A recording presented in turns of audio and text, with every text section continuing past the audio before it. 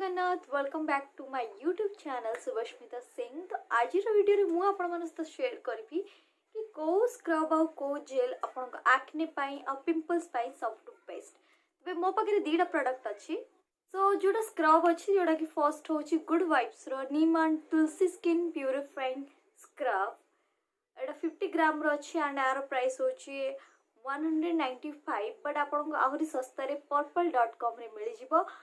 यार बहुत ही बेनिफिट मो स्किन रे एपटे बहुत सारा पिंपल था आपन देख पड़ते केते मात्रा रे कमी छि और एपटे बिल्कुल कमी गलानी and I got the good result. आ एथरे नीम और तुलसी अछि तेबे आपन स्किन पे एटा बहुत ही बढ़िया।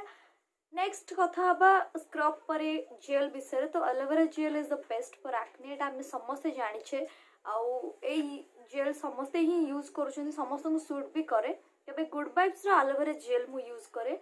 ये भी 50 ग्राम रो ही प्रोडक्ट आर प्राइस होची 175।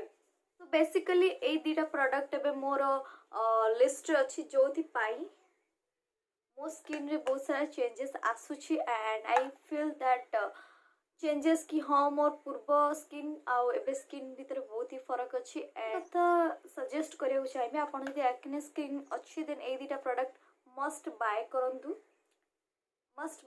एंड आपन को भी गुड रिजल्ट मिलेबा। आउ गोटे भल सजेशन अच्छी आपण ए ब्रांड रो ही फेस वॉश यूज करंतु नीम रो कि एलोवेरा रो आपण स्किन को बहुत भल सूट करिवो। ऑल स्किन टाइप रो प्रोडक्ट आपनकर कोन साइड इफेक्ट नै और बेस्ट कथा होची आ भितरे कोनोसी भी केमिकल प्रोडक्ट नै एथरे पैराबेन नै सल्फेट नै एसएलएस नै आउ आपनकर सल्फेट जोटा कि आपनकर बहुत ही स्किन को हार्म करे सेटा भी नै। यदि आपण चाहछन आपन स्किन नो सब प्रॉब्लम क्यूरी हो तेबे ए दीटा प्रोडक्ट मस्ट बाय करंतु एवं आपन को एक्सपीरियंस मो सहित शेयर करंतु।